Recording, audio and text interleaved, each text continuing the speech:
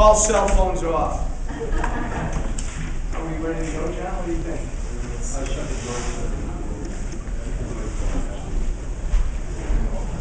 Come sit, folks, or stand.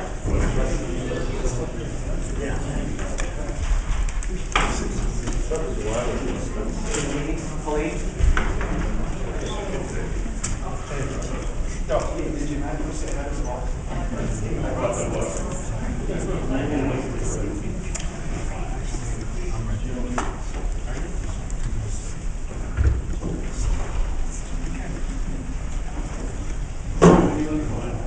Oh, my wife is feeling. George, you know I don't need a microphone. No.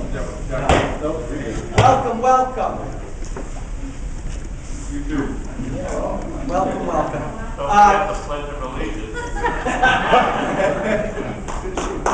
We will do what we always do. If you can indulge us, let's stand up and say the pledge.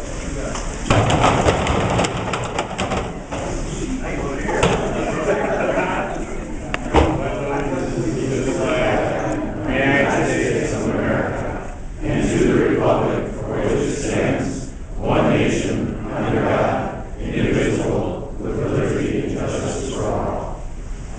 Thank you. Before we get started, let me introduce a few illustrious folk in the audience. First, County Board Member Steve Carlson. This is his home turf. Steve, thank you.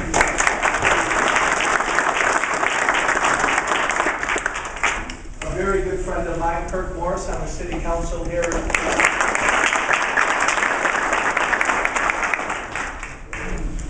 Probably, that's a tough call between these two. One of my favorite Warren Township people, George Walsh. Stand up. This is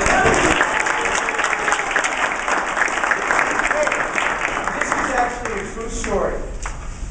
You were probably the first voter I met last October. And what did you say after you met me? I'll vote for you. You're going to win. You said that. One vote. It didn't matter. That one vote didn't matter. I didn't need George's vote. I'll withdraw. It's an honor to introduce this next guy. We all know. If we don't know him, we've all heard of him. Former mayor, former chairman of the county board here in Lake County. Just a guy, a gentleman who has done so much for the Republican Party locally over so many years. And I could get it wrong, Bob, but I think you came back from Florida in April or so. He called me right away and he said, "What the heck's going on, Walsh? We got to get you elected." And right away he took me under his arm. And he has been such a loyal supporter of mine. Bob Decky, stand up.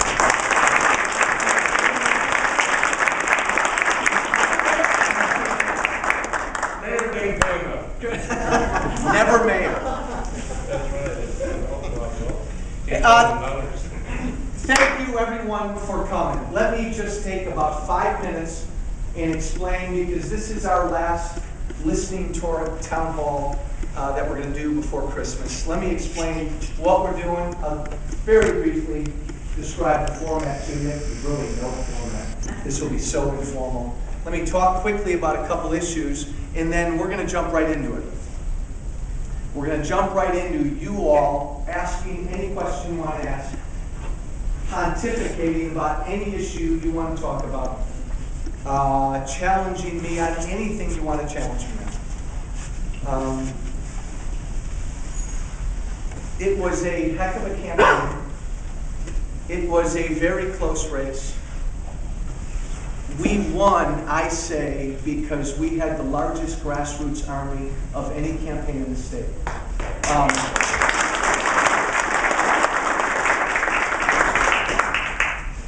I think we also won because of a few messages we talked about. And this message is the most important that we talked about. It is my job, more important than anything else I'm going to do the next 2 years. It is my job to put myself in front of my constituents on a regular basis. And the day I stop doing this is the day nobody in this room should vote for me in 2 years. I am going to hold open, direct town halls for the next 2 years, more than you can believe. You are going to get sick of my face. I am going to be with you and in front of you all the time. I have this quaint notion, you've heard me say it before, I work for you. I hope there are Republicans, Independents, and Democrats in this room. And I hope I don't say anything that offends anyone. Melissa Bean made a real tough vote on Obamacare last March. I think a lot of people think that was the wrong vote for this district. But I'll tell you what, certainly what ticked me off more than that vote, and I think what ticked off a lot of people, was she never got in front of people like this after she made the vote.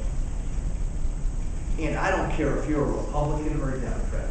If you don't have the courage to take a question head on and say, Walsh, what are you thinking of voting for that bill for?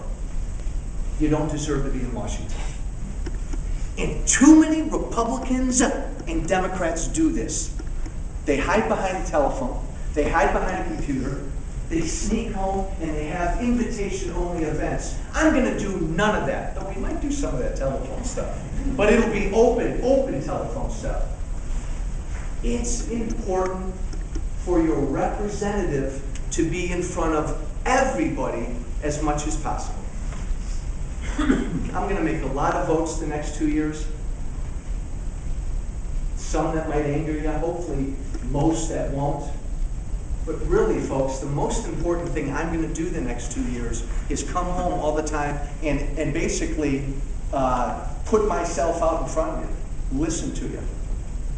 We've been holding these listening town halls this month, and this is our last one. We've been all over the district because I do want to hear what's on your mind.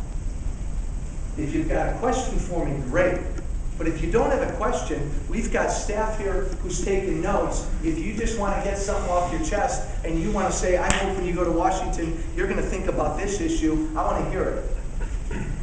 And I don't want this room to be full of, I haven't wanted any of our town halls to be full of a bunch of Tea Party people. I'm a Tea Party guy. But I want to hear, we as a campaign, purposely called Independents and Democrats, I want to encourage people who didn't vote for me to get in front of me and say what's on your mind. And again, we all know it. If I don't have the courage to do this on a regular basis, what in God's name am I doing in Washington? Thank you for coming. Some of you who know me well know I'm a fairly informal guy. Very few rules here. We've got 2 rules for these town halls. Real simple. First one is respect. You guys can say anything you want. You can ask any question you want. I want to hear a lot of viewpoints. I want us to treat each other with respect. Treat me with respect, and I'll treat you with respect. Rule number 2, do not filibuster. Politicians do this all the time. We hog the floor. I'll keep my thoughts and answers brief. Keep yours brief so we can get a lot of people asking a lot of questions. It is the most humbling thing in the world, and I wake up every morning humbled just with the thought that in 2 weeks I'm raising my right hand and I am going to represent the district. God, I take that seriously. I know there are a lot of people in this district who don't agree with me on a lot of issues because I'm not going to Washington to get along with people. You've heard me speak. You know how serious I think what's going on right now is. And I know I made probably some enemies in this campaign. But I don't want, you know what, you know how I feel. This is not the time to have Republicans and Democrats being nice. We've got big, serious stuff we're talking about. This is a fascinating time, and I'll close with this thought. You've heard me say this a lot. It's a pain in the rear to run for office. You better have a real good reason. The best part about running this year was and is the American people are talking about and thinking about such important, profound issues. We're not arguing about little stuff this year, folks. We're arguing about the very nature of freedom. We're arguing about some document called the Constitution. We're arguing about who's going to make our health care decisions. We're arguing about we're debating big stuff. That is a wonderful thing. And it's going to be an honor to be a part of it. So, I'm done with my intro. If you're not comfortable asking a question out loud, we've got staff here who can write down questions. We've got John is going to be walking around with a microphone if you need a mic. Again, no rules. Let's just jump into it. Raise your hand. Tell me how old you are, where you were born. Just kidding. We'll start right there, man.